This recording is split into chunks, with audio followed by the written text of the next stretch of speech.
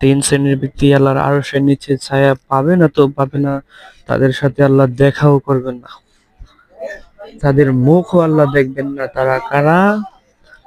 যারা নিয়মিত নেশাদার দ্রব্য, বিড়ি, সিগারেট, জর্দা পান করে, 1 নাম্বার তারা।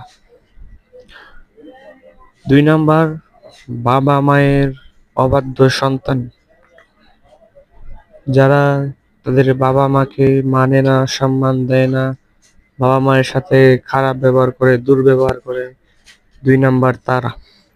3 নাম্বার, যারা টাকনুর নিচে কাপড় পরিধান করে, যুবকরা, পুরুষরা যারা টাকনুর নিচে কাপড় পরিধান করে, তারা জান্নাতে যাবে না, যাবে না, আরশের নিচে ছায়া পাবে না, পাবে না, তাদের সাথে আল্লাহ দেখাও করবেন না, কথাও বলবেন না।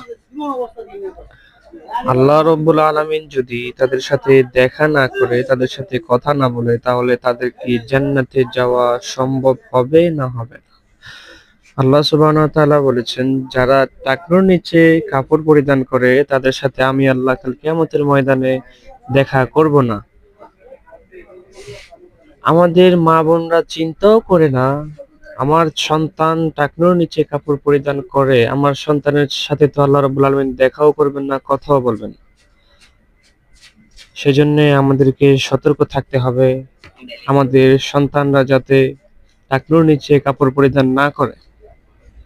আল্লাহ সুবহানাহু ওয়া তাআলা আমাদেরকে সঠিকভাবে সঠিক আমল করার তৌফিক দান করুক। আমিন।